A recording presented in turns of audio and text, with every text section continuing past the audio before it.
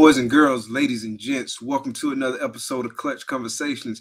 It's your boy Mike. I hope y'all are having a fantastic Thursday, because I know I am. So I hope y'all having a good one too. Getting ready for the weekend, getting geared up for the weekend. Y'all drop in the comments and let us know what y'all got going on for this weekend. But for tonight, we got a really good show lined up. Real quick before we get into the show, if you're involved in this reptile hobby in any shape, form, or fashion, please be sure that you are supporting U.S. Art and U.S. Art Florida. The link for both of those organizations is in the link of this description, or is in the description of this video. My bad, I'm tripping. But the link for both of those organizations are in the description of this video. So definitely make sure you're going out there supporting U.S. Art in any way that you can. Make sure you become a member of U.S. Art Florida too. It's absolutely free to be a member, but definitely if you got extra money that you can donate, definitely donate what you can. Tonight we got Robert Lopez from Nemesis Reptiles. Really looking forward to the show. I want to bring him to the stage and let's learn a little bit more about him. Thank you for everybody that's in the chat. Real quick before we bring Robert up, I want to say what's up to a few people in the chat. So Bosa, what's good? Thanks for coming out, bro. Troy, what's good, bro? Thanks for coming out. Great show last night. Stan, what's good, brother? Thanks for coming out. Eric, what's good? Thanks for coming out. Takar, what's up, man? Thanks for helping out. Thanks for coming out. Henslers, what's up? Thanks for coming out. Jeremy, what's good, bro? Thanks for coming out. Cole, what's good? Thanks for coming out. All right, y'all. So without further ado, let's bring Robert. What's good, bro? Hey, Mike, how you doing? First of all, thank you very much for inviting me on the show. I've been looking forward to this all week, and great message about supporting US ARC. I actually got my US ARC shirt on right now today. Yes, sir. So I am a member, and I support everything they do. Yeah, and, absolutely. That's a great message to be putting out to everybody. Thank you for coming on, bro. Thank you for coming on. Real quick, introduce yourself. Okay, I'm Robert Lopez. I'm the owner of Nemesis Reptiles, and I'm a small reptile breeder in Southern California, actually in the Victorville area, kind of halfway between Los Angeles and Las Vegas. Okay. Out here in the middle of the desert. I work with mostly ball pythons, but I've been venturing out. I'm kind of a reptile lover, so I've got some king snakes that I'm raising up. Recently acquired a Woma python, which I love. A while back, I got a 100% Calatoa super dwarf retic, which is awesome. And I got the monitor lizards. I got some knobtail geckos. Wow. Breed some dart frogs as well. My background, I've been into reptiles my whole life. I got out of it for a little while. Once I got married, started getting into saltwater fish tanks for a while, and did that for many years. And at some point, I saw that they were doing cool things with the dart frog vivariums. And I was like, this is kind of like keeping a saltwater reef tank. So I built my first vivarium, and then those frogs started breeding, and then I started getting more. And then at some point I was like, well, maybe I'll get a snake. So I got my first ball python, Alabama, which I still have. And then it just kind of grew from there. And after a while, I started thinking that the fish tanks were too much work, and I should switch back over to kind of my first love, which was reptiles. Oh, okay. So you said your first ball python, the name was Alabama. Tell us about that. Oh, I kind of have a theme with all of my ball pythons. I'm kind of a Quentin Tarantino fan. And so all my ball python keepers have a character that was at least written by Quentin Tarantino. Okay. So Alabama was from True Romance with Christian Slater and Patricia Arquette. Gotcha. She was Alabama. So I'm kind of a big fan. So they all kind of have that theme. The other snakes have different themes, but for the ball python, that's what I use. Okay. So you say you've been in reptiles for a while, but you're just now kind of really getting back into heavy keeping. So did you get in reptiles as like a kid? Oh, yeah. When I was a kid, I mean, they couldn't catch, even now to this day, I'm always out, searching around for reptiles. But when I was a kid, I was constantly out searching for snakes, lizards, frogs, whatever I can find. That seems to be a common theme with a lot of people that keep reptiles. Definitely. It started, the strange fascination that we have kind of started at a very, very young age. And a couple months ago, I actually had a chance to go. My dad is actually from South America. He's from Ecuador. Okay. And we got the chance to go back there. And I'm telling you, we went to the rainforest for a few days. and they couldn't keep me out of that jungle. My son was like, "Dad, I saw you go out into the jungle early in the morning and then coming back in late at night." So did you see some cool stuff while you was out there? Yeah, I think I saw a blunt-headed tree snake, and we saw some frogs. Um, there were some other snakes that people saw, but I didn't get a chance to see them. But I got some pictures that I posted on Instagram. It was a great trip, though. I loved it a lot. I just love that whole environment. I mean, I think I'm a natural, just reptile person, genetically. That's what's up. That's what's up. And so, at what point did you say, "Hey, I want this to be a business"? Well, I started doing pretty well. I've always done kind of well with breeding things like that. You know, I was breeding bearded dragons maybe 20 years ago when they just barely first Oh, started word. making their way to the United States. Might have been more than 20 years ago. It was probably 25 years ago. And you know, then I started getting snakes, and once they started breeding, I started thinking, well, maybe I should do a business. And you know, my brother's kind of a business-oriented person, and he goes, you know, hell yeah, you should do a business with snakes. You know, you really seem to do well with that sort of stuff. And part of it was I just wanted to have the experience of kind of starting a business. So I actually went through the trouble and registered my DBA name. I'm not sure if you've done all this, but I registered my DBA name. I got a business license. Um, I currently have my name processing with the trademark office. Trademark. Okay. Yep, that takes a while. They told me that It takes up to does. 18 months. Yeah. Um, but at least once you got the ball rolling, it's kind of yours until you know you kind of lock it up at that point. So Right. that's good. But it's been great learning how to do the taxes and pay the sales tax and all that kind of stuff. So I think from that perspective, it was really a good experience on learning to start a business. I Okay. enjoyed creating a logo and everything. Okay. Okay.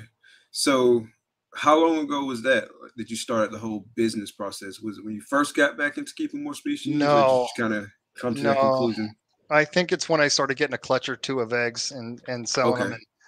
And I was like, well, this could be a fun little project to start a business, you know. And then I just acquired some more snakes. And eventually we turned the space behind me into the reptile room. We framed off a wall, and I got my own little space in the house now to breed reptiles. So uh, And it's where great. does the name Nemesis come from? Believe it or not, that's my fantasy football name. Oh, nice, nice, That's what I've always used for fantasy football. That's so I was like, well, might as well just use the same thing. It sounds kind of cool. I like it, you know. nice. What's up, bro? Thanks for coming out. So that's your fantasy football name. Yeah, it is. I just figured I would just use that for everything from now on. So you big into fantasy football? I got a trophy behind me somewhere to show you. Yeah, I'm kind of big into it. I Okay, just got one league this year. You know, I kind of pared it down, but there was a time when it was in like 3 or 4 or something like that. But you know, now I just like to keep my one team. okay, okay. That's what's up. But I Who's love your it though. Who is your like official team, or do The you have one? Raiders. Raiders. Okay, okay, Well, especially now that when I grew up, I grew up kind of close to Los Angeles, and you know, I like the Raiders over the Rams, and then they moved to Oakland. I remained a fan, and now I'm in Victorville, only a few hours from Vegas, so it works out real perfect. okay. Who's your all-time favorite Raider? I want to say Tim Brown, probably. Okay, okay. Nice, I think Tim nice, Brown is my favorite. nice. Okay, cool.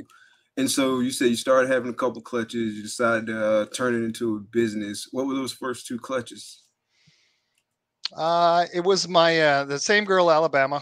She grew up, and I didn't have her anything really special to pair with, but she was a pastel special, Okay, you and got so something special, bro. I do, and they're doing a lot with that now, actually, with the special gene, so it works out good. But I bred her to pied, and ended up with some past or special het pieds and pastel special het pieds.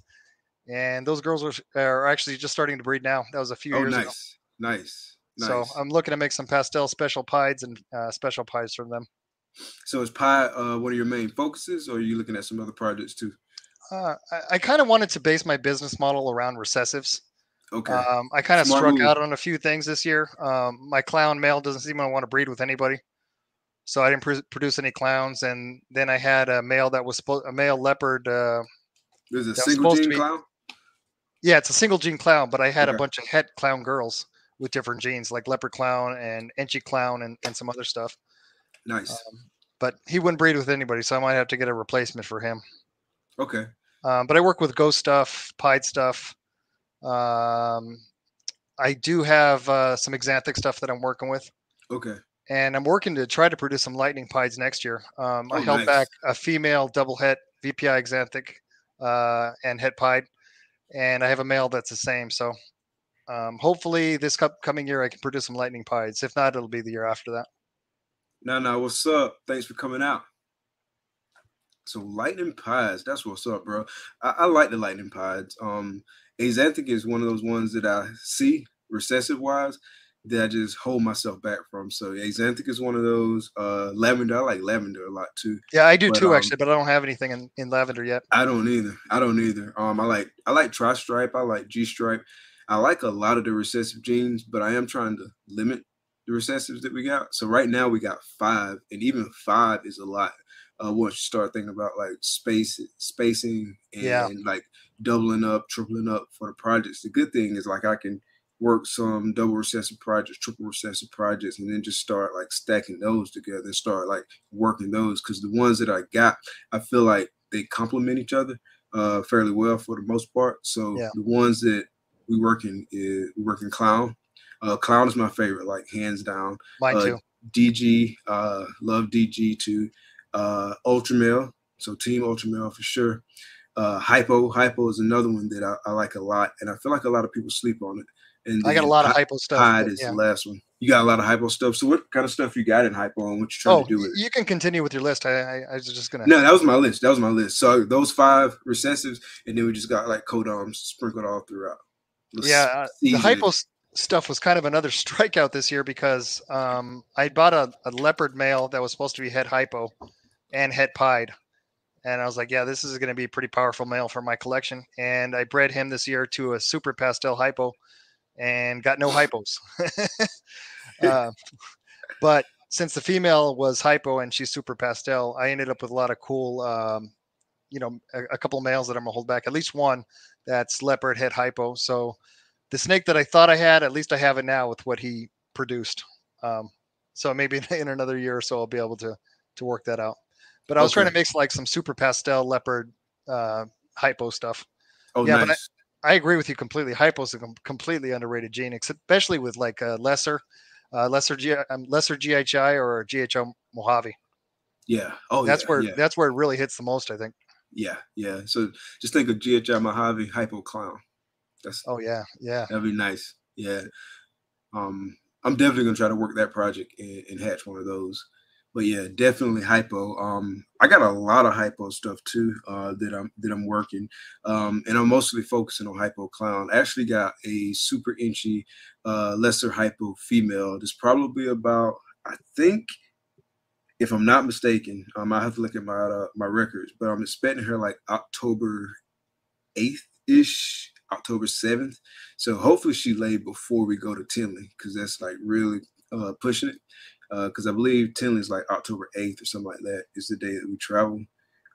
Actually, October 7th is the day that we travel, and so I'm expecting her to lay. But I paired her with a Orange Dream Inchy Fire Black Pastel Clown, Oh, and very so nice. Yeah, everything that comes out of that is gonna either be super inchy or black pastel inchy, because black pastel and inchy are allelic, and then everything will be obviously double hit hypo clown, but then you still got fire, OD, and lesser flowing through there. So I'm really looking forward to that clutch. Hopefully she gives a bunch of eggs, and hopefully it's female heavy. To date, haven't had a lot of success with the sex odds, so we've only hatched 3 so far, like 3 clutches. The first yeah. clutch, and it was all 3 clutches was six hatchlings. So we had 6 eggs in the first clutch, like 4.2. Then we had 6. We actually had 7 eggs in the first clutch, but 1 egg didn't go the full term. It molded and it didn't make it, and so we had 6 out of that, and that was a 4.2. And then this last one we just hatched was a 3.3. And so a little bit better than 4.2, but I need a female heavy clutch. And if I can get that from this double head hypo clown clutch and then the double head DG clown clutch, I feel like the odds guys will like even it out for me. Like I need it. It's amazing how that goes sometime. I think I was telling you when I bred my my pied to my VPI xanthic trying to make double hets, I got 7 or 8 males and 1 female. I was going to keep all the girls. I was like, just one, you know, and you know, I'm not super great at sexing them, so I just always do it myself. Then I take it to a buddy of mine to give them all double check. I Okay. do that before I ship anything out too, just to make sure. Do you pop or probe when you do it? Oh, I pop them. Okay. I probed them before too, but it just kind of makes me a little uneasy. I've done it before with the bigger ones. I think it's a little bit better. Probing with the big Yeah, ones? yeah. Yeah. I have more success probing the larger ones. I don't probe that much, but when I've done it, for me, it was easier to work with the larger ones. But I've been popping. I've just been like practicing and practicing and It's hard, practicing. huh? Yeah. Especially at first, like I didn't have a clue at first how to do it. Like I saw like people tell me how to do it. I would watch Yeah. how they do it, but then like I couldn't get my fingers to do the thing that it needed to do to consistently pop it. And practicing. It's just like anything else. You start getting better and better and better. So I feel comfortable, but I still question and like everything I sex, I like double, triple, quadruple check it just to make myself feel better. Oh, I do the same thing. You know, it's frustrating when you're trying to learn how to do it. You watch somebody do it and they do it very easily. And Yeah. then you try to do it and then nothing happens. You're like, I'm doing the exact same thing that you're doing. Why doesn't it work? It's very, very frustrating. It took a while. The wake up call for me, they basically said, you got to get this popping thing down and you got to get it down like right now. When we had our first clutch, right? And so I Yeah. was popping them and wasn't having great success with it. I had to take it to somebody else just to get them verified because I didn't feel comfortable with it. And then B, we had what we thought was a female turn out to be a male. And had I been better at popping, I could have been popping it like along the way, and I could have verified the sex like early on Yeah. without finding that out like a year and a half later. So yeah, definitely, Yeah. And definitely a great skill to have. it definitely is. And one of the reasons I double check is because I've pot snakes before that were supposed to be one sex and then they turned out to be another. And I bought snakes that were that the genetics were not what they were supposed to be. And so one of the things that I try to do with my business, I try to write a lot of the things that have went wrong when I was buying snakes, at least to the best of my ability. You Okay, know, so I try to be 100% honest all the time. I try to double and triple check everything that I possibly can. I quarantine every new thing that comes into my collection so that, you know, if anybody ever sells me anything with mites or anything like that, I catch it early. Because I bought snakes with people have sold me snakes with mites too. I caught it in quarantine. Hasn't happened in a long time, but you know, trying to fix it on one snake is not a big deal. Trying to fix it on the whole collection is. So I never want anybody to have that kind of experience. So what I try to do is just be honest, and I try to offer all of my customers like really good support, whether they buy a snake or not. I mean, because the most important thing is the welfare of the animals. I think. So 100%. anybody that has any questions for me, I try to go above and beyond just to help them out to make sure that the animals are taken care of properly. And so I just try to run my business by doing everything right. And I figure, you know, after time, the customers will come in. I've gotten really good responses by doing that. Nice. Where all are you selling it? Mostly morph market. I'm actually working on becoming a vendor at my first show coming up. Oh, nice. But I got to What see if I show? get. I'm trying to do the San Luis Obispo show. It's kind of a smaller show. I've sent them a few emails trying to get a booth, but they haven't responded yet. So if any of them are listening, So hit a just go ahead and brother let me know. Yeah, up. but I think When is I think that? When is that show? it's October 15th and 16th. I think. Okay, so coming up pretty quickly. Yeah, but I kind of figured it would be good because I like to propagate some rare plants and things like that that I use for my dart frogs. I got like 50 dart frog tadpoles growing up right now, and Oh, I got some knobtail geckos in the incubator. So I figured it might be a good thing for some of the other miscellaneous stuff that I have too. You know, not just the ball pythons because they sell pretty well on morph market. okay. That's So go ahead. no. Go ahead. Now I was going to ask. So, what all species are you breeding? Let's see, ball pythons, knobtail geckos produce their Nephrus wheelerite knobtail geckos. They Okay. produce pretty regularly. Okay. The eggs with those are a little bit more hit and miss. I've noticed in ball pythons. You lose a little bit more. Um, but I How got many eggs per clutch in general? two every time. Two every time? Every time, yeah. But it's every few months. It's not Every like few months? once. Okay. Yeah, Okay. they actually started breeding in the deli cup on after I bought them on the way home. I Like, brought them home let's 2 months get it later. I on. already had eggs. Yeah, that was the first time they'd ever been put together. It's like, how you doing? I was like, they're breeding already. Yeah, exactly. Nice. So that was a good sign. And so those are the only species? No, I breed. I got 3 sets of dart frogs, but only one of them really breed. I got some blue Alcopia dart frogs, which are awesome. They kind of breed out of control. I got at least 50 tadpoles right now. Nice. Sometimes I try to get them to stop. But then they stop breeding for like 6 months or a year, and I have no idea why. They just go through in giant spurts. And in there with the dart frogs, I have some what's it called? Morning geckos. Okay. And what's interesting about them is they reproduce asexually, so they don't even need a partner. So they just reproduce on their own. I started off with 2 of them, but I got those same 2 adults and a few subadults, and I don't even know how many babies are in there right now. But that might be another thing I'll offer for sale at the show. They're pretty Okay. cool because they can live with the frogs and all that, but they just reproduce a lot, a lot. So out of all the species that you're currently breeding, what's the most challenging to breed? Well, I got a pair of mandarin rat snakes last year, and I put them through this whole brumation period. It gets cold up here in the wintertime, so I kept them in the garage for 4 months, 3, 4 months. Kind of put them into brumation, and then after that, you're supposed to start feeding them and get them to start breeding. Um, but they breed kind of in the substrate, so I've never been able to tell if they've actually bred or not. But so far this year, I haven't got any eggs, so I'm hoping one more try next year once I get used to everything. Okay. I'll be able to. But they're kind of difficult because they don't like real warm temps.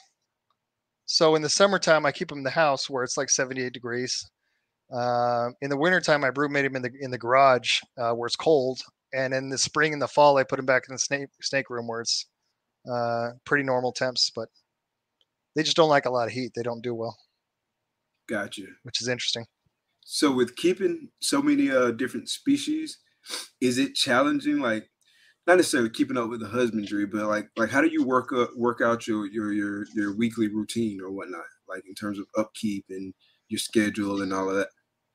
I got a kind of a checklist of things that I do on each particular day, but kind of life gets in the way, and there are times when I end up spending a whole Saturday doing everything on the list.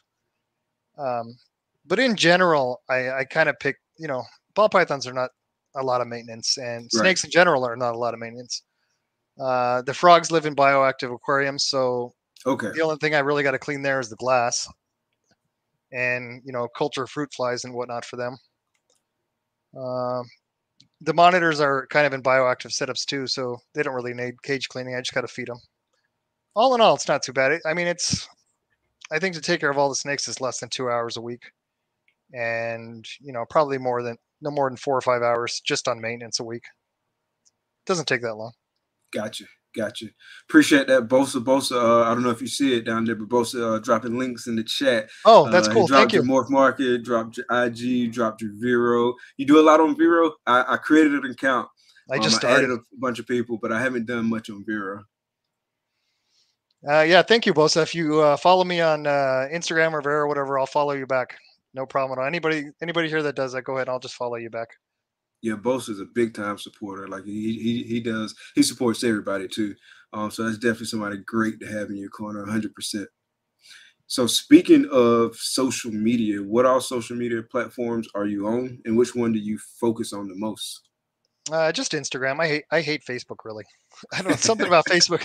I just don't like. I don't like all the arguing and all the negativity and all that stuff. I just like Instagram because I can post a picture.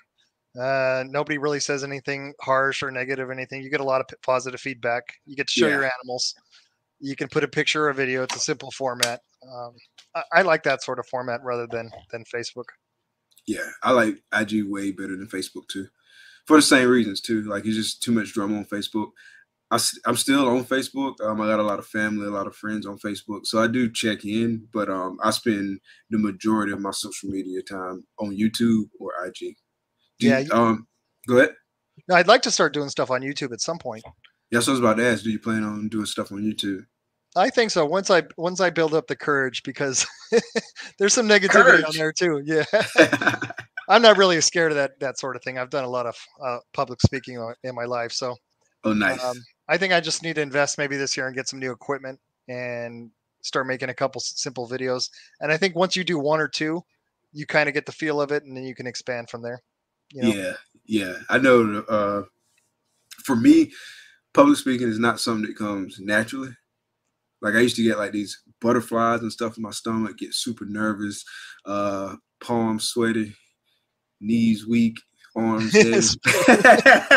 Vomit on my All sweater that. already. Yeah. Yeah, mom spaghetti, all that. I did too, actually, until I was forced into it a whole bunch of times in a row from my work. They were having me teach classes and all that kind of stuff, and That's the you kind same of thing that develop happened little to me. tricks. Yeah, exactly.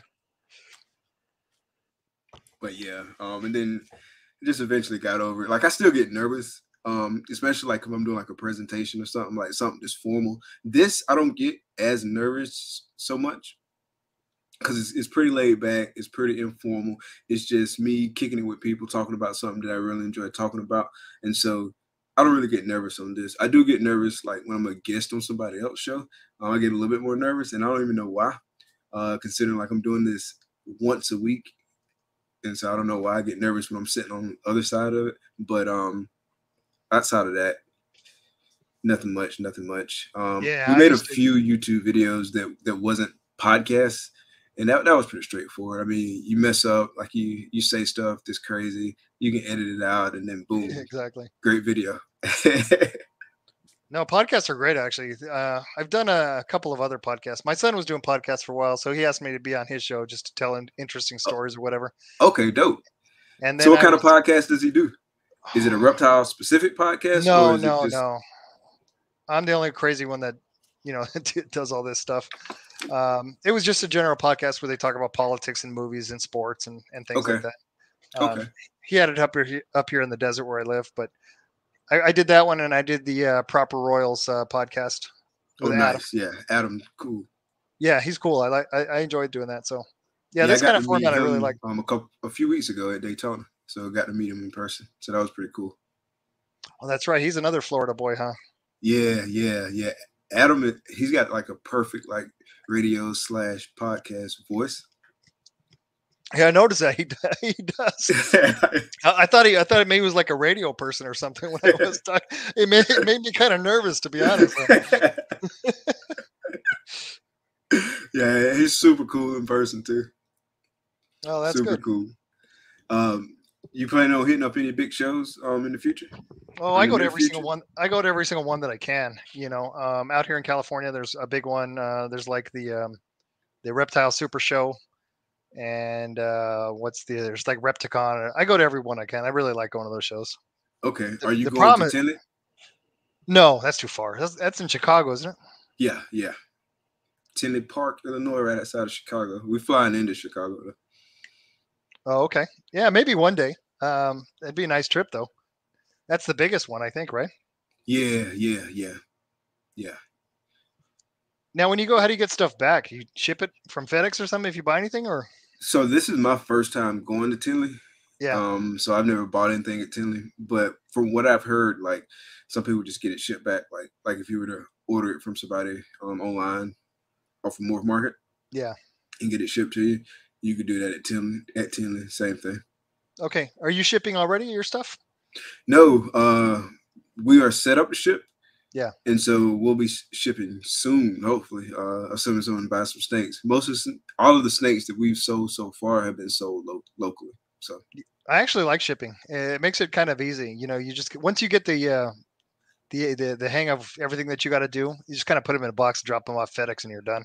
You don't got to drive yeah, out. You don't got to meet people. You don't got to do any of that stuff. yeah, that's what I've been able to do so far. Just meet people. meet people in parking lots, stuff like that. Yeah, And yeah, PetSmart parking lot or whatever. yeah. We got a reptile store that's not that far from my house.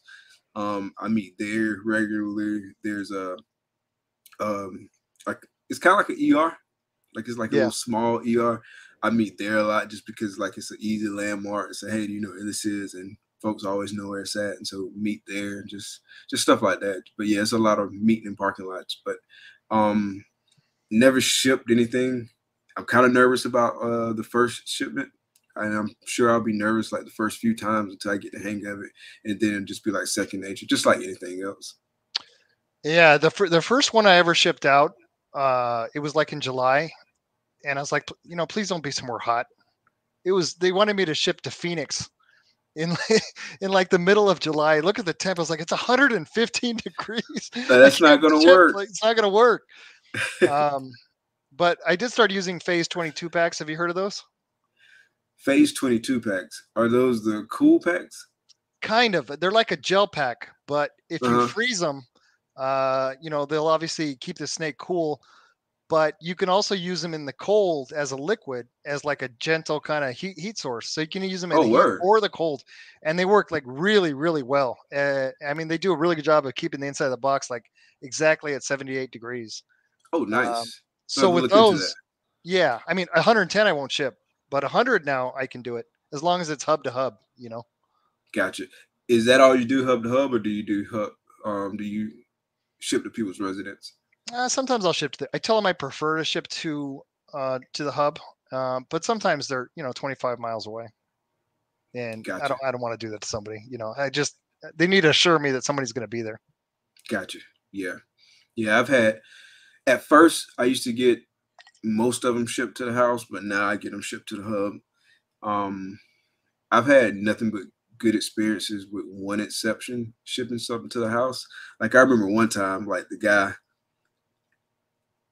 came or said he came, and then I looked and saw on my phone that they came, but I never heard it. Doorbell, I never heard it knocking. And I got two German shepherds, and so Yeah, like if you think about coming to my house, I'm gonna know it because they're gonna be barking.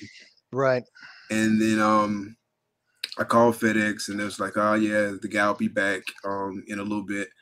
Never came back. I ended up having to go to the hub to pick it up at the end of the day. So the snake was on the truck the whole time, and so ever since then, I just been going straight to the hub.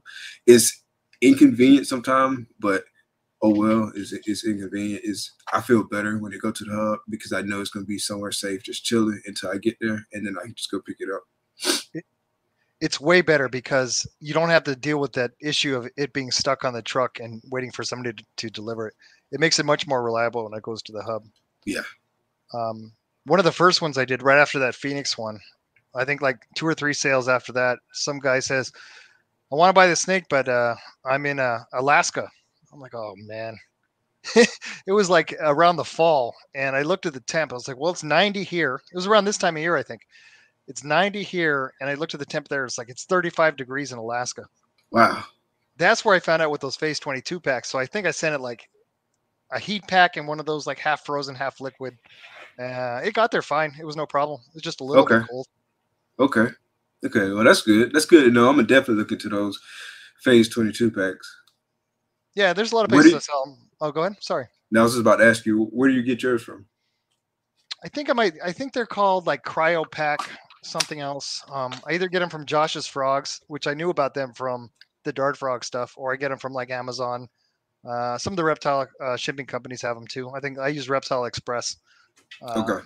so I get them from there too. They're like $5 each, but sometimes for the peace of mind, it's worth it. Yeah. Yeah. Absolutely. Yeah. You definitely want peace of mind because I don't want to be worried, thinking something might go wrong, and then just like constantly checking for updates and stuff like that. Like I just want to be having peace of mind to know that it should be all good and I can continue along with everything else I got to do without having to worry so much because that can be stressful. 100%. Yeah, sometimes it's not your fault. It's not your fault if FedEx, doesn't get the package out of the hub in time. A lot of times they go to Memphis and they get stuck there overnight. But that's another good reason to use those packs, is because with those I feel real confident. I had one get stuck overnight, and I just told the customer, look, I put this special pack in the thing. The snake will be perfectly fine when it gets to you. There's really nothing to worry about, especially because it's inside and climate controlled and everything.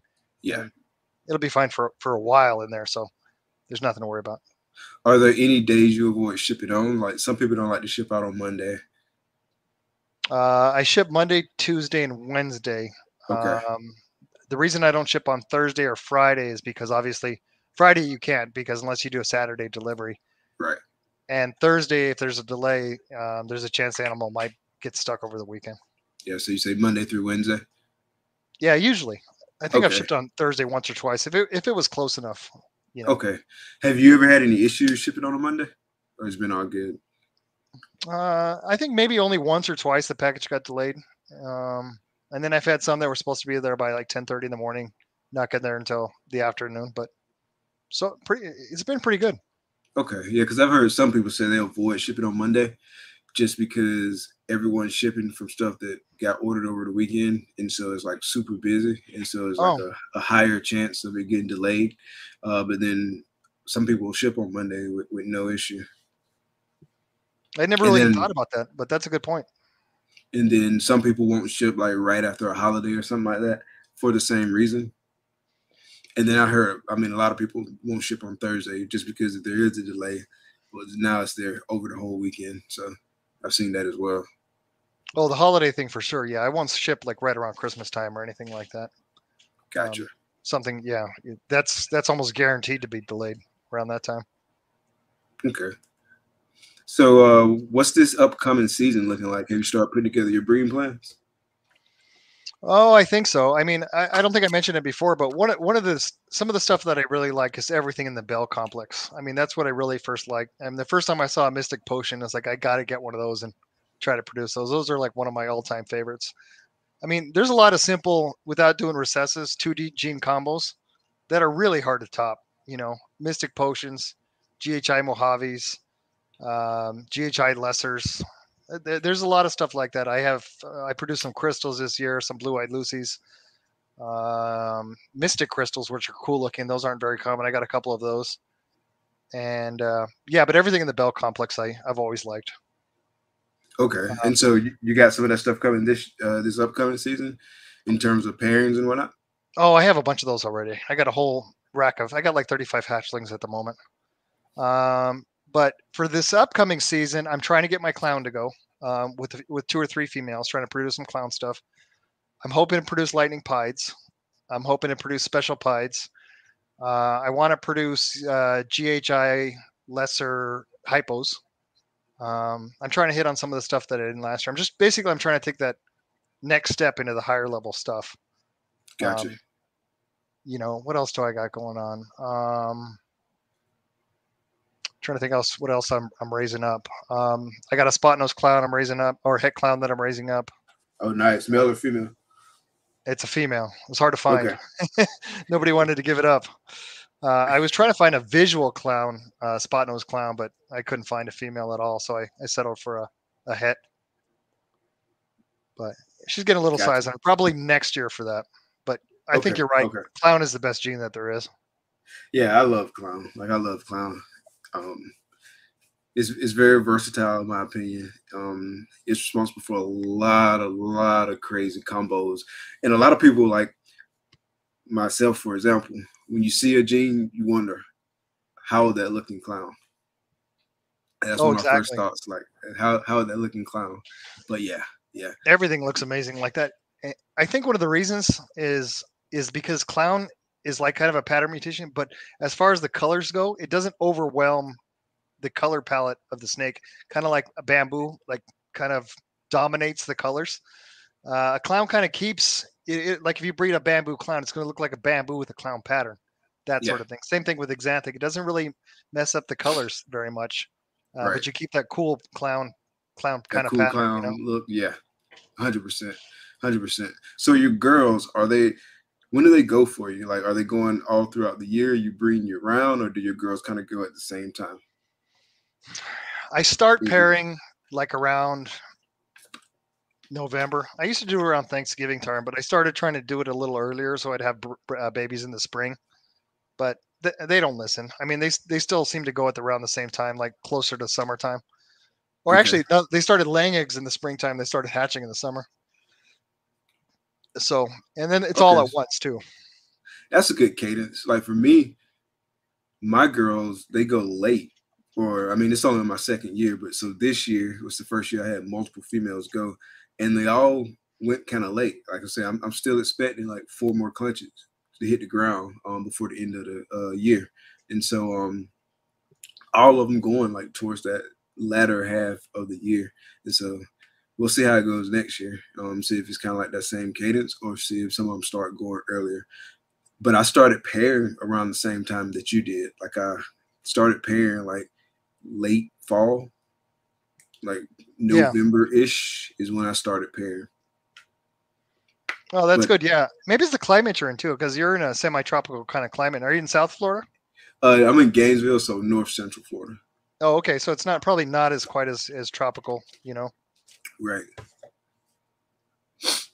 But yeah, we'll see. I was pairing them. I was monitoring for follicle development, and they didn't really start building follicles until like March or so, most of them, and then some of them weren't even building then, and then everyone just kind of started building. And like I say, I spent 4 more clutches this year to hit the ground, so we'll see how it goes every year.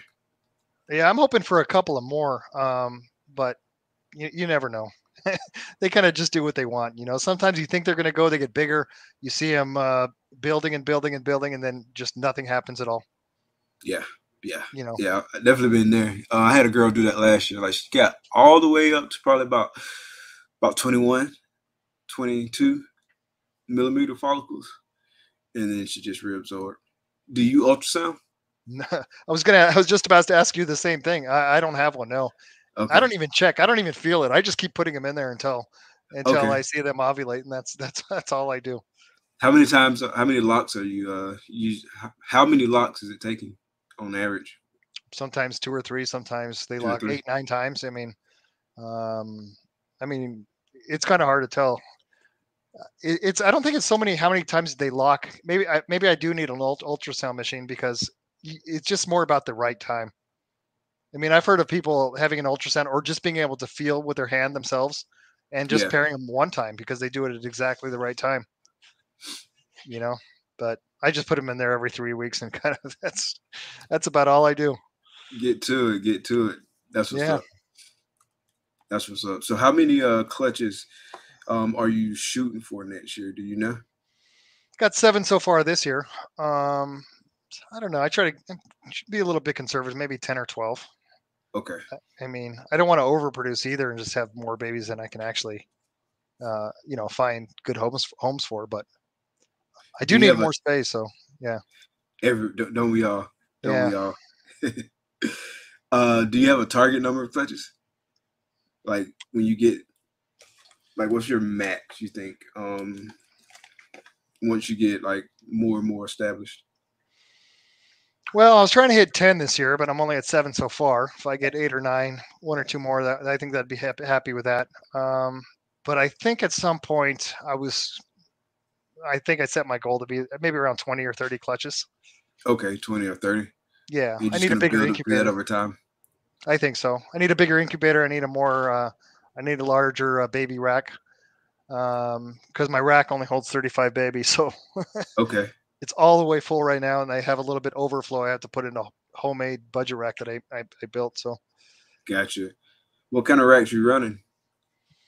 I don't have anything that fancy. I have one PVC rack that I have all my males in. I have a melamine rack that's actually kind of cool. I knew somebody. Well, I met somebody that his dad was like a carpenter, and he kind of made it like almost exactly the same as a Freedom Breeder rack, with the same tubs, the same venting and everything. But he made it out of wood. So the tubs slide and everything. It's got heat panels instead of heat tape. The only problem is it's incredibly, incredibly heavy if you have to move it. But it's on wheels and it works great. I'll probably keep that one forever. Oh, oh, It works nice. super good. Oh, nice. And then I got a couple homemade racks that I built, and I got a wooden hatchling rack that I got from the same guy that I got the big one. But this year, I'm definitely need to expand a little bit. I'm not sure if I should go for like the ARS Freedom Breeder racks, or I don't know. I kind of like the PVC racks myself so Okay. far. Okay. You know, I think you got one of each back there yourself. Yeah, I got mostly sea serpents racks. Yeah, So and then I got the ARS rack. I got one rack in here that it's a little harder to see because it's ducked off in a corner. It's yeah. not. It's a PVC rack, but it's not sea serpents. And then everything else is PVC and sea serpents, and then ARS. This works for me. I don't want to get too much bigger than this, like right off the bat. That's why, like I was telling you earlier, I can't remember if it was before the show started or after the show started, but that's why we selling some stuff because I want to focus on a lot of the projects, and so space is always a ongoing consideration, It and so is. I just want to make sure I got plenty of room for the animals just like really contributing to the projects, and so I just got to be a little bit more exclusive with what I'm keeping versus what we moving. What's your ultimate kind of goal with your projects, Mike? I mean, are you?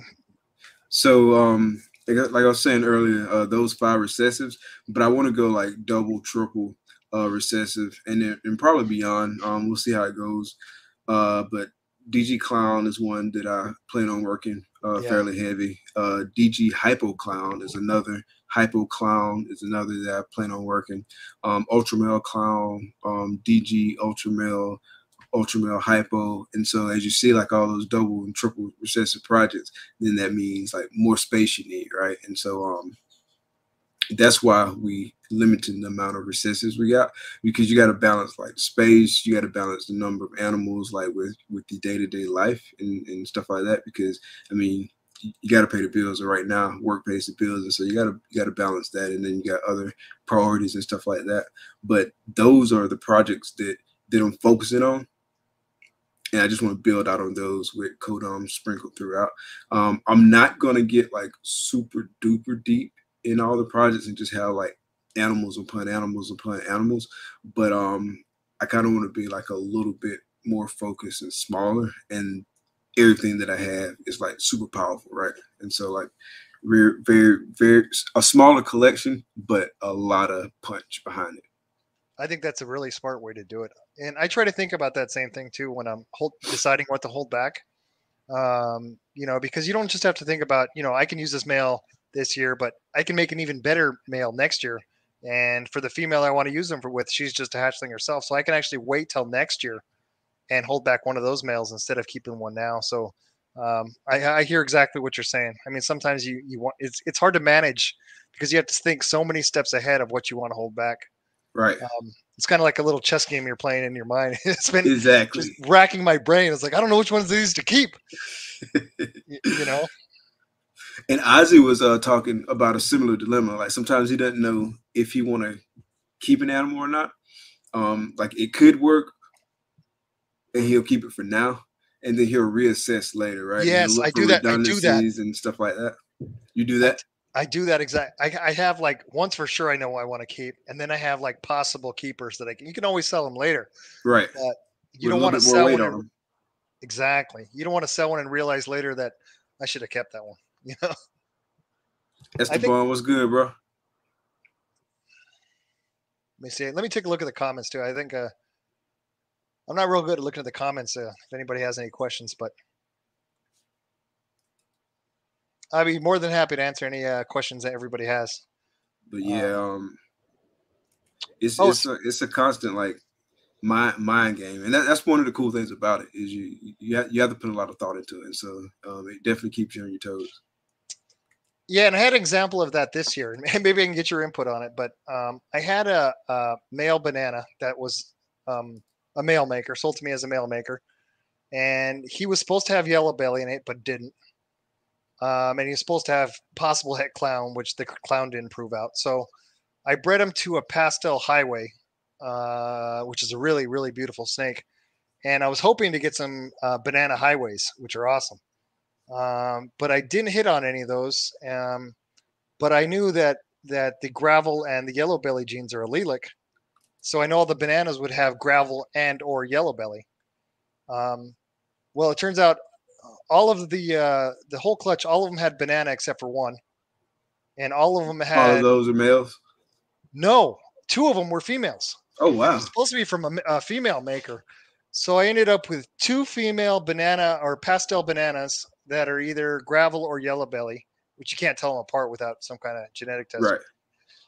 So those two, I thought, wow, they're both girl bananas, and they either have gravel or yellow belly, and I can't tell until I either genetically test them or prove it out. Right. So I'm just going to keep them both. Yeah. Yeah, I might have done the same thing. Just keep them both, and then, like you said, you can either prove them out or get them genetically tested. I Yeah, that's imagine. coming too, by the way. Yeah, yeah. Are you planning on holding back the gravel? Uh, well, both of them will have gravel Or or if yellow belly. yeah, are you planning on holding back one if it has gravel, or are you Oh, hoping for yellow belly? I think the gravel would be better because then you Yeah, can make a super gravel and things like that. But yeah, I also held back a male banana that's gravel or yellow belly, so I can breed him to my pastel highway. Yeah, my pastel highway and these two banana girls. Um, and then we'll see who has banana or who has gravel. Well, yeah, I know the highway does, but we'll see the rest of them who has gravel yeah. I and would who definitely has. be hoping for gravel.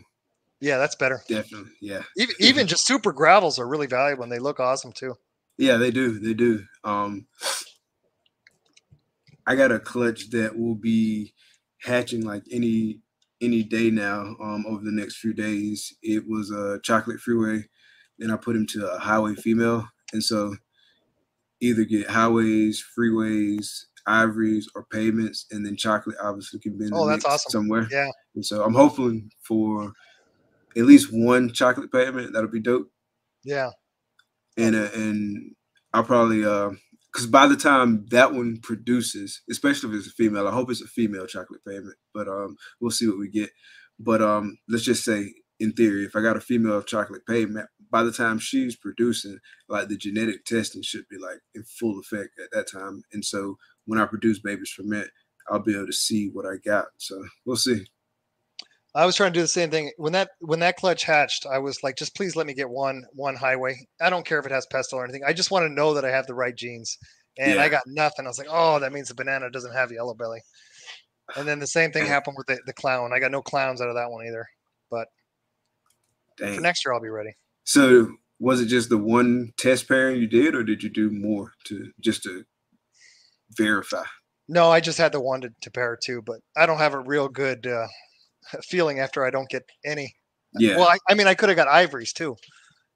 If it was yellow belly, I should have got at least an ivory or at least a highway, but I didn't get yeah, anything at all. yeah. I mean, it's not impossible, but I don't know. And you said you still got that mail though, right? I still got the male. Okay, I mean, I'll probably just breed them again next year, do the same thing.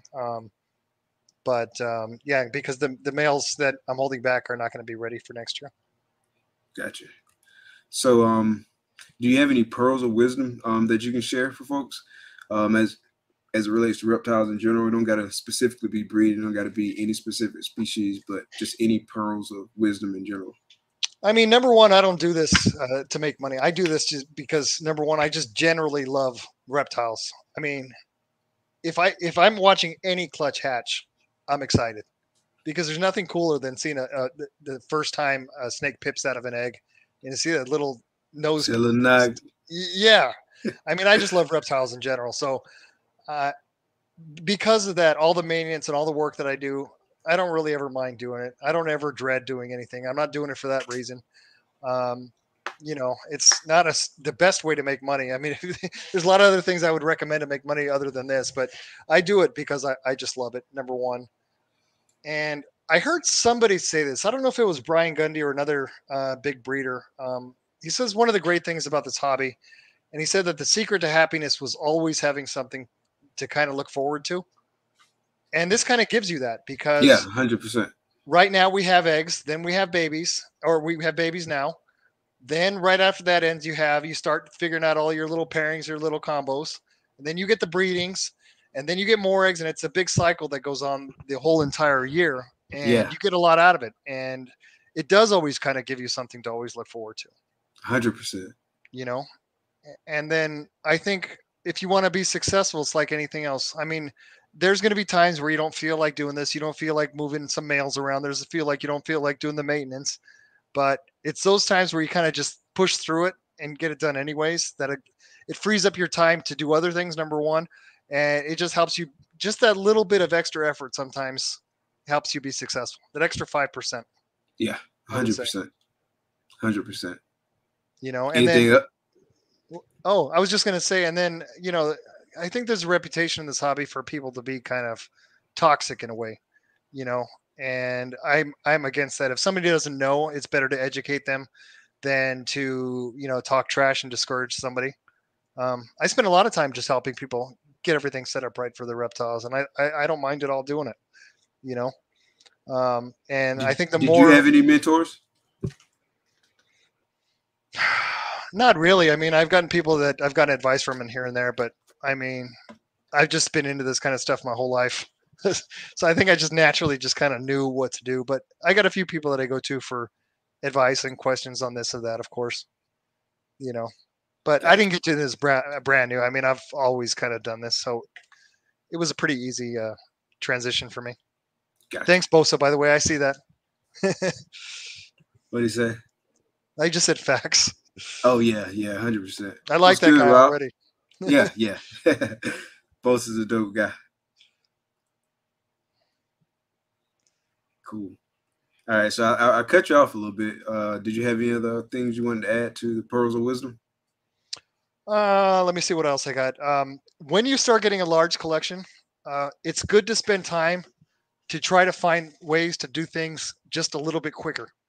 Because Yeah, when you start getting 35 snakes and you realize you're walking back and forth from one area to the other, I was like, why don't I just dump all this in a bucket or throw this in, just trying to streamline your little maintenance process makes it a million times better. yeah, 100%, hundred You percent. know, I try to do as much as I can. That's So, what one are some of thing. those things that you do? Well, the first thing that I did put a snake in my snake room. That was the big one, because I think before I was like, what was I doing? Because I have the deli cups that they kind of go in the cup holders in the racks, Mhm. and I think I was just dumping those out into a bucket and then just kind of cleaning out with a paper towel, then filling it up with water. And so what I started doing is just I got the snake put in, I just dumped the thing, fill it up, rinse it, clean it, put it back real quick. Gotcha. Um, I do that. I try to have all of my tools close by to where I'm working, so I'm not spending a lot of time walking back and forth.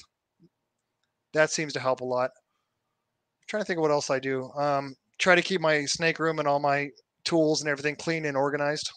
Yeah, That helps that a helps lot. a lot. Yeah, 100%.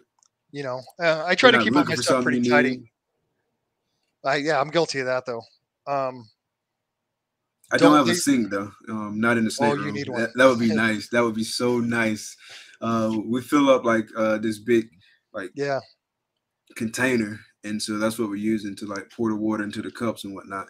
But if I had a sink, man, that'd be a game changer. Oh, Game changer. and I'm telling you, I'm lucky. My dad was a contractor for many years, and he actually helped me frame the wall for this room. And I did all the drywall work and all that kind of stuff. But when it comes to plumbing and stuff like that, I don't want to mess up because that can cause a huge flood. Oh So, yeah, and all kinds of damage and all kinds of money being spent unnecessarily. What's good, Vic? hey, Vic. But yeah, what else? What else have you done to make things more efficient? Oh, I'm trying to think. Um, the other thing I do is I put I send out for reptile scan, and I got the little QR codes, and I made fancy Okay. little labels for all my snakes. Oh, Uh, nice. so when I feed, what I do is I got just very simple. I got different color clothespins that I use. I got red ones for hoppers. I got blue ones for small rats. I got purple ones for medium rats. And as I feed, I just put a clothespin on each one. And then I go through and I check. I mean, this is when I'm feeding live or frozen. I go through and make sure that they at least ate it, even if it's frozen, because you don't want that sitting in there for a few days. You Um, don't. so what I do is I got reptile scan on my phone and I check if they ate it. I take the clothespin off, I scan it with the gun, and then I just go on to the next one. Try and do Okay. it as quickly as I can because that way you're keeping track. You have good records, especially for the hatchlings. You can show people, um, feeding schedules and all that kind of stuff. But it makes everything a lot easier just to be able to scan a reptile and mark it down as fed. Yeah. That Yeah. helps a lot. And I mean, people say, well, that app was $30 or $20 or whatever. I use that app every single day of my life. It's totally worth it. Yeah. You know? Yeah. That's not bad. I use Husbandry Pro, and Yeah, it's same got kind of thing. like Yeah. similar functionality. Yeah. And then it's funny that you mentioned that, because that's what I do a lot of times, because obviously people want to know like how hatchings are eating and stuff like that. And so like it's this little report that you can generate in Husbandry Pro, and you can include the activity that you want over the time period that you want on it. And Yep. then it generates a branded report that has all this activity. It's got pictures on it if you upload pictures and stuff like that. And so it's real cool, real professional looking, and it just makes people feel better. And it takes like 2 seconds to generate. Obviously, you got to put the data in, like as the different things happen. But Yeah. when you need the report is there. Boom, and you just give it to them. You can email it to them or whatever, text it to them. A couple of other good things about that is, number one, I think the one you're using has the same thing, but you can print a sales certificate to give the customers. They always appreciate that, to see the genetics of the parents and the lineage and all that kind of stuff. Number one. Mm-hmm. Oh, hey, Far Out Exotics. I think I know you from Instagram. Yep, this is me. um, what was the other one I was just thinking of? There was another good tip I was thinking. Well, if I remember, we'll come back to it. Okay. Yeah. So he says the first time he saw you, who was behind Nemesis Reptiles. Okay. Yeah, I think I know him from. It could be her too. I'm not sure. From It's Instagram. I Vic. got a lot of Yeah. Instagram friends. Yeah, you definitely got to get that YouTube so people can put a face with the name. Oh, I just remembered. The other good thing about tracking your reptiles with one of those apps is it's a good idea to take pictures of them too, and keep it on there, because let's say you produce a clutch that has four almost exactly looking snakes. I mean, they're similar looking, but you can very easily tell one from the other just by little differences in the pattern. And if you have a picture, and if you have some kind of other information in the app, it's very easy to not mix them up. I mean, let's say one day you put one in the wrong tub and you had two snakes in the same tub. Suddenly you got it mixed up. Then you got to sex them again. Then you're not sure this and that. So having pictures of all your animals definitely helps. 100%. 100%. Have you had any snakes get out? Yeah. A I bet you couple. everybody has. Yeah. Like, you're not a true keeper if you haven't had a snake get out at least once. What? So How long did it take you to find it? So it actually wasn't that bad. So I was fortunate, and I've never permanently lost a snake or lost one for a long period of time. The first one, my son said he didn't do it, but I think he did. He left the tub open, bro. He left the tub open. I came in there the next morning because he was the last one in the snake room. And I came in there and the tub was ajar. And I was like, man, the snake gonna be gone. And so pulled it out. She was gone. It's a closet in here. And so that was the first place I looked, because I figured she would go somewhere like that. And she was just sitting right on top of a box with some stuff in it. And so she was right there. So it took me like 10 seconds to find her. And she had some good size on her. And so it wasn't that bad. And then I've had a jungle carpet python hatchling get out. Yeah. She was actually zebra jungle carpet. And at the time, she was in the closet in my room, which is where I keep quarantine animals. And she was in quarantine. And she was in a PVC rack. And the tub wasn't left open. It was just she was able to squeeze herself through the opening. And so it took probably like 2 or 3 days to find her. Probably 2 or 3 days, or maybe it was a week or so, but it wasn't a long time. It wasn't a long time at all. And then I had a Brettles carpet do the same thing, but she didn't go far at all. Like, she was just like right behind the tub. She was just chilling. And then I've had a ball python. Again, somebody left the tub open. I ain't gonna say who it was, but somebody left the tub open. It wasn't me. She got out, and it took like 2 days to find her. She was in that same closet, just chilling. Oh, I got a story for you. I've had a few snakes get out, and recently I bought a California king snake because I don't know if I mentioned before. I just love king snakes. I'm gonna get as many different ones as I can. King snakes are awesome. But I had a little cool one of those cool black and white California king snakes with a kind of weird pattern. I love that snake. But it's tiny, tiny, tiny. And I usually quarantine in like really useful boxes. Have you seen those? I like to use those. They sell them at Office Max. Really useful boxes. Yeah, I'll send you a picture. They work great for one single snake or for quarantine. Anybody out there?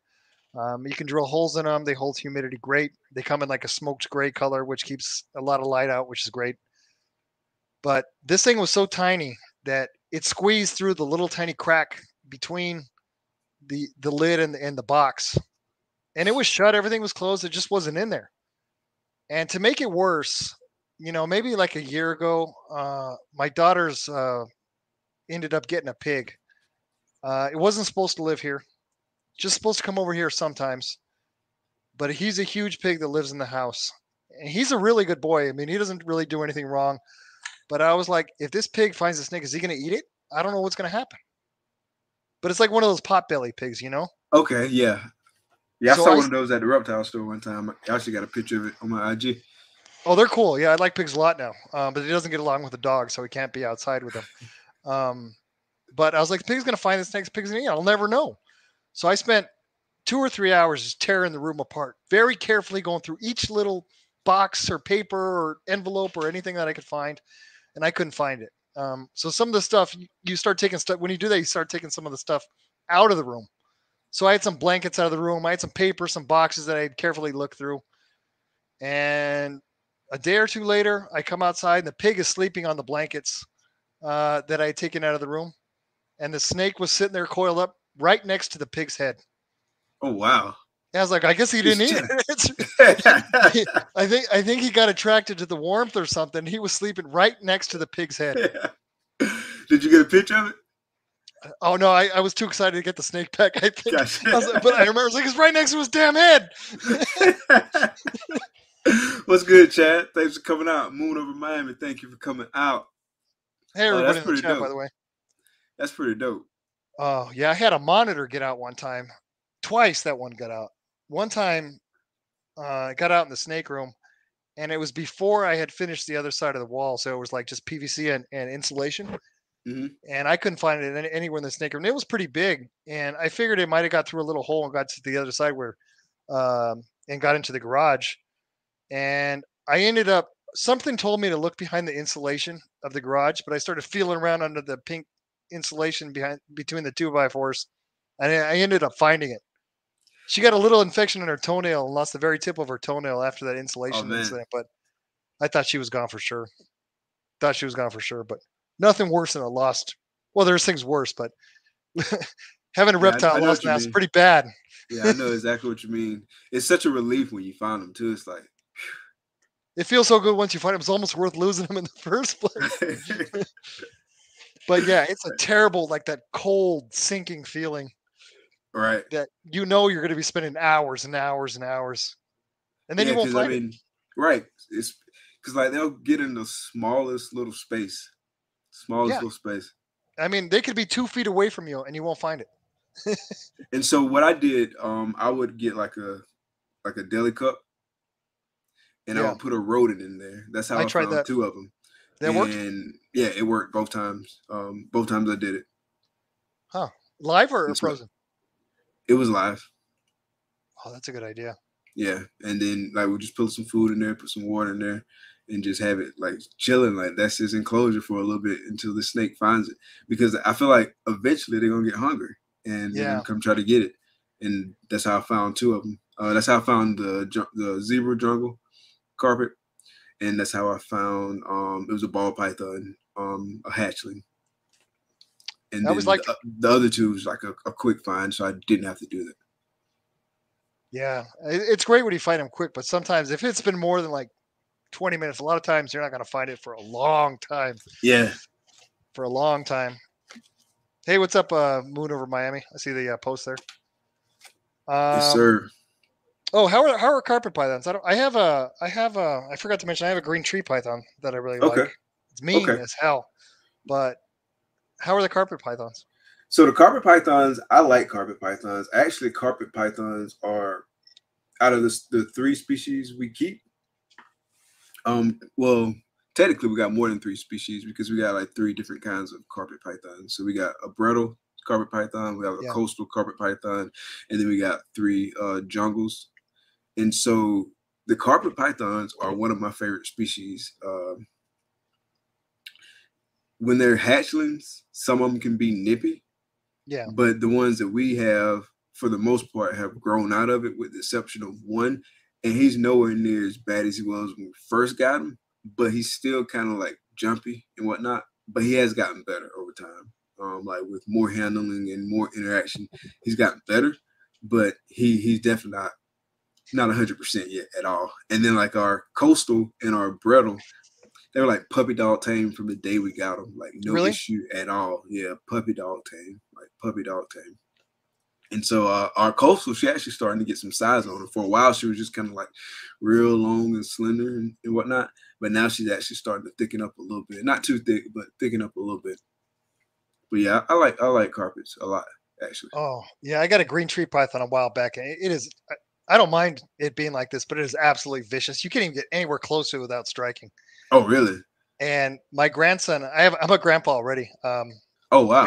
I'm a young grandpa, but my grandson, he does everything that I like to. He has no fear of anything whatsoever. He touches all the same. My granddaughter does too.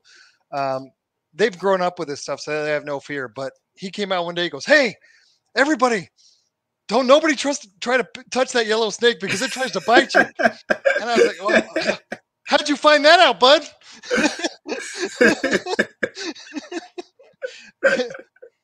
I know he did it. I know he went in there and messed with it. It didn't get him, did it? I was kind of hoping it would have. They bite hard. I mean, maybe not. Yeah, he's only 6 years old, but he's a tough guy. Yeah, I don't think it would. I don't think it would phase him very much.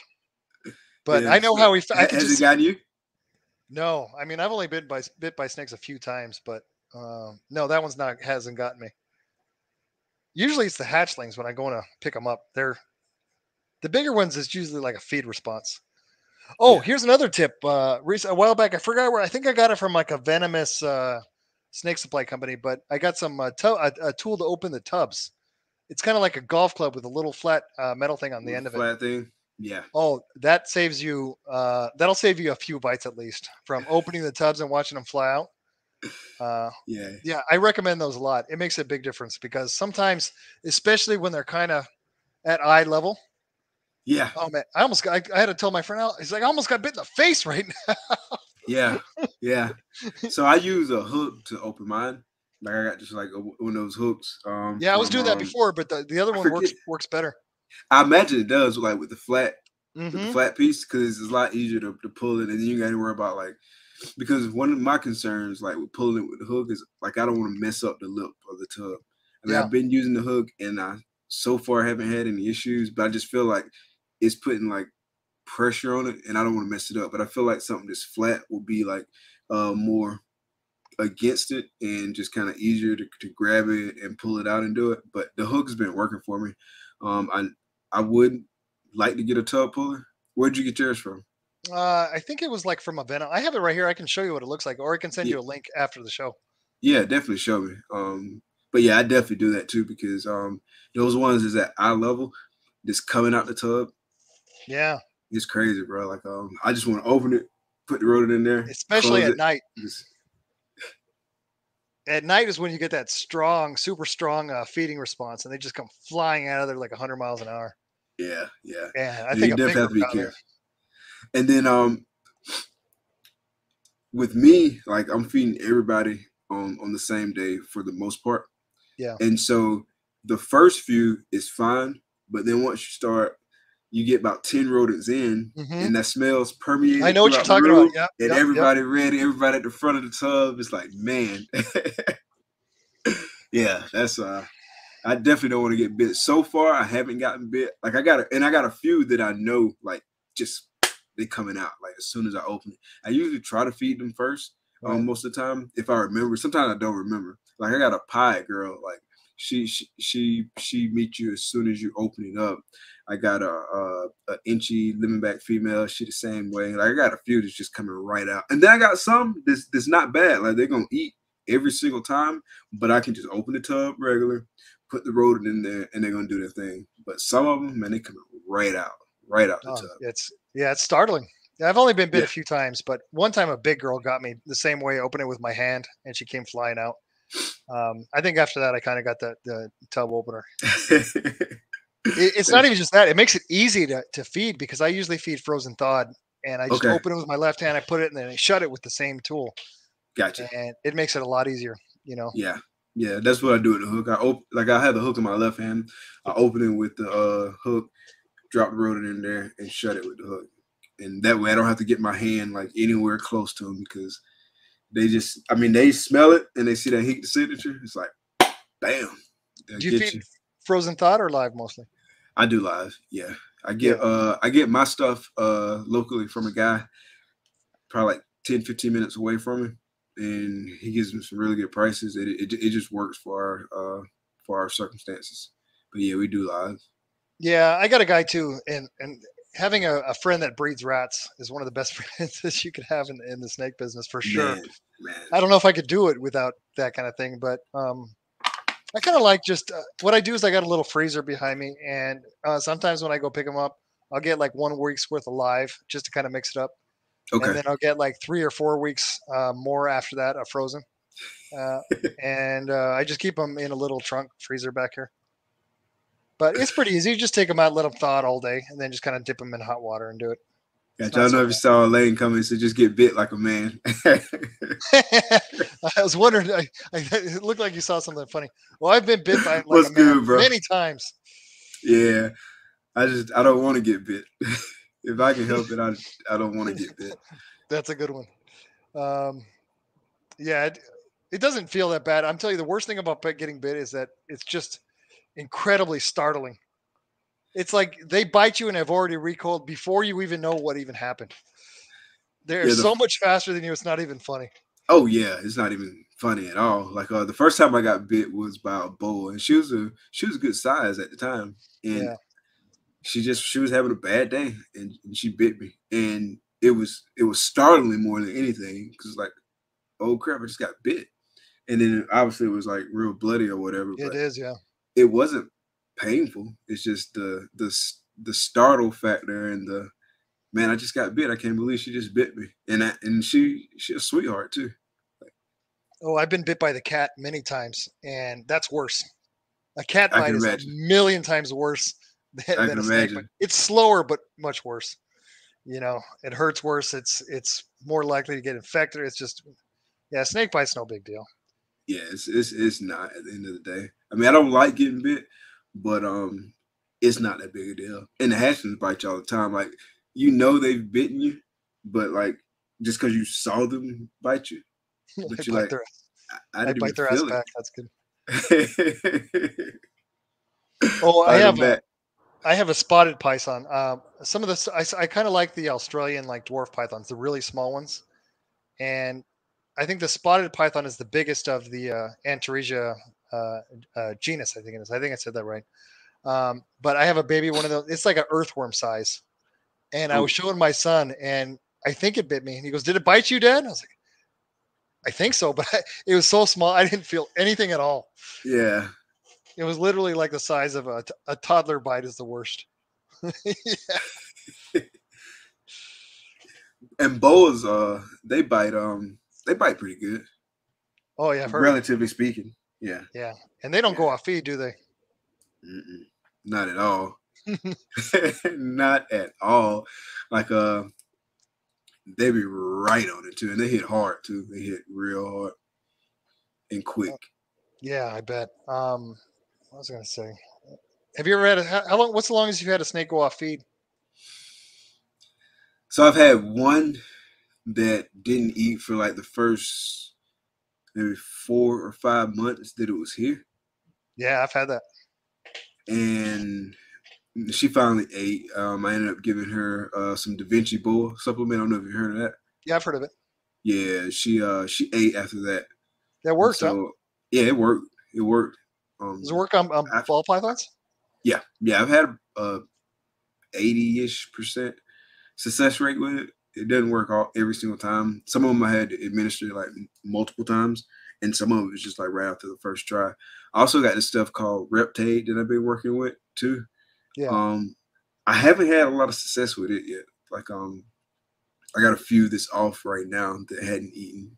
I got a male. I actually got two males that have been here probably like a few months, and neither one of them has eaten since I got them. And so I tried the Reptade. So far, they haven't eaten yet. Hopefully, they eat soon because I would like to get into the program next year. That's why I got them. They were both near breeding size. Well, one of them is breeding size, like he's over breeding size, and then the other one is close to it. And so I Yeah. wanted to put them in the program for next year. So hopefully, I can get them on food, and we don't have no issues there. But by and large, I don't have a lot of feeding problems, and most of the time, if I do, it's like a few weeks tops, Yeah. with those exceptions that I just noted. How about you? I had a male pied. My male pied, I think he didn't eat for like 6 or 7 months during the whole breeding season. He didn't eat. I think he lost like 10, maybe 20 grams at the most. Oh, that's He didn't not really bad. lose any weight, and then he put it all back on immediately. Started eating. Now he eats like a champ, but other than that, it's usually one or two hatchlings that don't eat. Gotcha. I had Yeah. some males that went off of feed during the breeding season, but they got right back on feed like as things start winding down. Yeah. But Yeah, yeah. and the hatchlings I always a couple times I've had to assist feed a few times, but Okay. one of them I still have. She's a big girl. I'm gonna hopefully breed her this year. It took like 7 or 8 times of just not really for force feed, just kind of working a pinky in her mouth, and then she swallows it down. Okay. Um, yeah, I've had good success with that, and I have one right now that's not eating, so I just put him in a really small, narrow tub where you can kind of feel both sides. So, Ashley. yeah, 'cause sometimes I think that ball pythons are weird. They kind of like small, dark, Cramped secure up places. spaces. They kind of Exactly. do. People say, isn't it wrong to keep them in tubs? And I'm not against keeping them in bigger things, or big bioactive things, which is probably the best as long as they have a lot of hiding spaces. But I watched that YouTuber. I think he got taken down for something stupid. Dingo, a Dinkelman. Have you seen that guy? That South African guy? What's up, Brian? Oh, hey, Brian. But anyways, he keeps a lot of big king cobras, a lot of venomous snakes, in huge enclosures, and he still kept his ball pythons in tubs because he says they just do really well in smaller spaces. All to his glory. Was good. Yeah. Some of them like those smaller spaces. Like I've had ones that have gotten large enough for me to move them from the tub or in my opinion, large enough for me to move them from the PVC rack, like the 28 quart tubs, Yeah, over into like one of the 55-20 tubs, they don't like and it. then don't eat, right? They don't Unless eat. I put Yeah, hides in there, and then if I put hides in there, then they start back eating. Like I've got maybe 2 or 3 right now in the 55-20s that's got hides in there, and that's the only way they'll eat right now. And so if they want hides and they want to chill in there and they want it cramped up and they'll eat and they'll thrive and they'll be okay, then hey, who am I to argue with you? Like I'm gonna put those hides in there. yeah. I think they're just like that. I had saltwater tanks, like I said before, and I had clownfish, and I had at one point I had like a 10-foot saltwater reef tank, and clownfish like to stay in one spot and kind of host with an enemy or a coral or something, and they Okay. had 10 feet of space, but they only used 1 square foot of tank space. I mean, they just like to stay in that one little area. I think to a large extent, ball pythons are kind of like the same. You know, they just naturally live in dark burrows and things, and I take them out for enrichment. I do that. They all come out regularly, but in general, they just kind of like small dark spaces, I think. Yeah, yeah, absolutely. So speaking of assist feeding, like I got a hatchling right now. It's a female that I've had to assist feed like all of her meals, and she still ain't picked up on it. Hopefully, she pick up on it pretty soon. Because I mean, I don't like having to assist feed, I don't like hate doing it. Yeah, but I do want her to thrive. In fact, I've got somebody that's interested in her because they saw pictures of her and they call and check up on her or text and check up on her like every week. And so it's pretty cool that they call and check up. How's she doing? How's she doing? But I'm not gonna let her go until she start eating on a consistent basis because I want to make sure she thrives. I did the same thing last year. I had a pastel VPI exanthic, a really really pretty girl, but Somebody asked me if I had any more females, and I had that one, but I told the guy that she wasn't eating, and so I just kept. It took like 7 or 8 tries, and then I gave her like 3, 4, 5 live meals after that, and then after that, it was the same thing. He kept, was checking on her, checking on her, checking on her, but eventually she started eating on her own really good. It just took 7 or 8 tries. I mean, it was the same thing with the other one. Gotcha. It's not once or twice I've noticed. Yeah, everybody else in that clutch is eating pretty good. I got one girl in that clutch, man. She's a savage. Like she'd be right on it as soon as you put it in there. Like, rah. So Yeah, she's doing pretty people good. people sometimes don't want the ones with like that strike and stuff. If I'm looking for a breeder or a mailer, that's the ones I want because those are the ones that eat. Yeah. It's those real timid ones that don't eat a lot of the times. Exactly. But But those yeah, savage ones are the ones I'm looking for if I'm looking for snake. You know? I've actually thought about holding that girl back. Like, I don't know yet. Like, I keep going back and forth. Like, if you ask me one week, I'm gonna hold her back. If you ask me the next week, I'm gonna not hold her back. So she might be one of those ones that I just hold back for a little while and then just keep reassessing it and then make a call later. I mean, she'll have some more weight on her. She's het pied, so she should uh she should do well for somebody. She's like a 4 gene het pied female. So Yeah. Oh, one other thing that I recommend doing for everybody is that once you have more than like 1 or 2 snakes, I just really recommend quarantining everything new for a long time. Um, I don't know what your practice are, but I usually do it for like 2 or 3 months, yeah, yeah. um, at least a month. But you check for mites, looking for respiratory infections. I may start testing, for viruses, new acquisitions, but luckily I've never ever had a snake even get sick. Um, So I've had my collection kind of closed for a while for ball pythons for a while, but I just quarantined everything for a long, long time. Yeah, I quarantined for a while too. And when they first come in on quarantine, I have them on Yeah. paper towels just because Yep. it's easy for me to see Mites. what's Yeah. going on, if there is anything going on. And then I'll move them to substrate. And then after a while of quarantine, then I'll move them to the collection. Yeah. Has anybody ever sold you a snake with mites? That's the worst. That really, really pisses me off because they have to know. From a show, from a show, like, Yeah. and fortunately we caught it in quarantine. But yeah, from a show twice. How'd you Like treat it? ivermectin, oh, Oh, okay. ivermectin slash water mix. It was Oh, Snake Discovery actually. She had a video I on watch your channel. Yeah. Yeah. I like it. it. I like it. And so it worked. It got rid of it You know what both I did? times. Never I came did. back. I didn't even use any medication at all. I dealt with parasites and stuff because I used to keep saltwater fish. And one thing that I learned with like, when saltwater fish would get ick, that white spot parasite, one thing I noticed is that if they had that and I quarantined them in like 5 gallon buckets, if I would just switch them to a brand new clean bucket every 3 days, that the parasites would kind of drop off and it would kind of break their life cycle. So I tried that with the mites and I just took the snake out, put it in a tub to soak in water for a couple hours, and then I'd clean out the tub really good with hot water or whatever else. And then after once or twice that, I think it kind of broke the life cycle. And they never came back. Nice, nice. Yeah, both of these times it was from show animals, and I don't know if it was the person, and I won't say no names, but I don't know if it was a breeder that we got it from, or if the Or the animals show. picked it up from the show. Yeah, Yeah, it's I always don't know. possible. Yeah, and so it had me kind of freaked out and paranoid about shows for a little while, but Oh man, I do too. I get the heebie-jeebies so bad after I get. I leave my shoes outside, I change my clothes, take a shower, all that stuff because I just don't want to pick up anything like that. You know. yeah, yeah. Cool. All right, bro. Well, before I let you get out of here and enjoy the rest of your night, I got a few random questions I want to ask you. So the first one is, if you could live anywhere in the world, anywhere, where would that be and why? Are you talking about any country or any? It's up to you.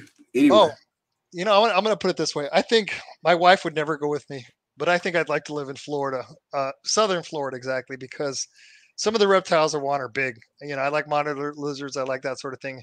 And over there, I can keep them outside. you know, if I had enough space, I could keep that kind of stuff outside, and I think that would be cool. As long as they don't ban them. No, that's the problem. Yeah, I've Yeah, been that's what keeping you up got on to that deal with in stuff, Florida. but other than that, I think I just stay right here at home where my family and kids and grandkids are. I wouldn't go anywhere else in the world. I've seen a lot of the world, and honestly, I like it here. Nice, nice. All right, so you get $10 million. How would you use it? Oh, $10 million. 10 mil. I wouldn't go nuts on anything. I would just make sure that I had enough money so I could do whatever I wanted to do for the rest of my life. Keep maybe the same house or one slightly better, pay it off, take care of all that stuff, and just spend the rest of my life enjoying it. Nothing too flashy. I have a little bit better car, a little bit more reptiles, nicer stuff for my wife and kids and grandkids and things like that. But I, Nice. I wouldn't go overboard. I would just make sure that I nobody would ever be able to tell me what to do ever again. Basically, what they call it, "fu money" or whatever. So soon you quit your job, huh? I don't know if I would right away. My job is it's stressful, but I kind of like the people I'm working with and all that kind of stuff.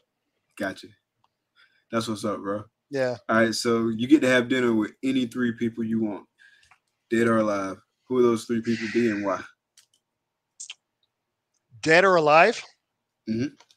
Uh, okay, Barack Obama Okay. because I admire him. Um, I'm a baseball fan, and I don't look it, but I'm half Hispanic. So Roberto Clemente Okay. is my That's all-time what's up. favorite player. And who else? Somebody more entertaining. Maybe like I'll say Elvis. Okay. That would be cool, man. Come on, that'd be cool. Has the new movie come out? Is it out My yet? son was watching it the other day. I haven't seen it. I'm not even that huge of an Elvis fan. That's the first thing that popped in my mind. I think that would be cool. Yeah, that would be pretty cool. That would be pretty cool. Cool. And then, what's one question you wish I would have asked you, and how would you have answered it?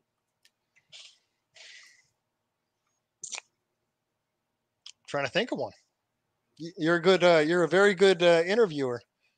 Um. Oh, okay. I guess you didn't ask me what I would recommend to somebody first starting out in the ball python or reptile hobby. Okay, what's that? Okay, I would say that take your time, do as much research as you can possibly do. Uh, Make sure that you're not doing any of this for money. That you really enjoy taking care of the animals, and just do everything slow and take your time and learn from others and do everything the right way. I would say. Nice. That's great advice. Great advice. Chad was on the show last week, and he said that's the most difficult question ever. It is. You almost got me with that one, Mike.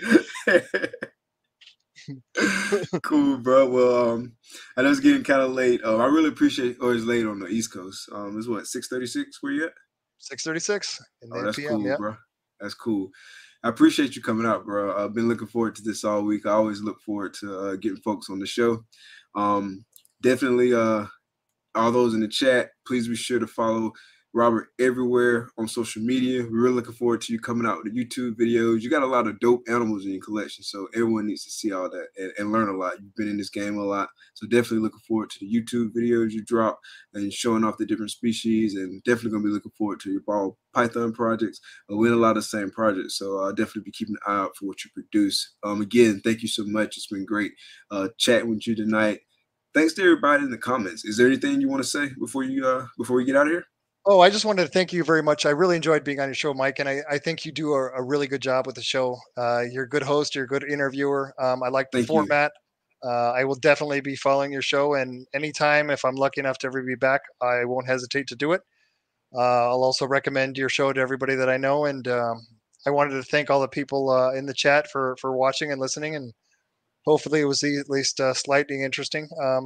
But Very thank you interesting. again, Mike. And I'll be sending you that tool that I've been using. I think you'll like Okay, it. awesome. And then I'm looking to some of those other stuff too. I've been jotting a few notes too Yeah. as we talk. Yeah. Never hurts to So, share ideas. Go ahead. oh, 100%, 100%. Again, everybody in the chat, thank y'all for coming out. Thank y'all for all the support. Please be sure to go follow Nemesis Reptiles everywhere. And if you don't see no YouTube videos, DM me on my IG and say, where's the YouTube videos? All right, I'll do it. I'll do it. I'll do it. Cool. Well, I appreciate y'all. Thank y'all for coming out. Be blessed. Peace. All right. Thank you, Mike. Okay. Bye. Bye.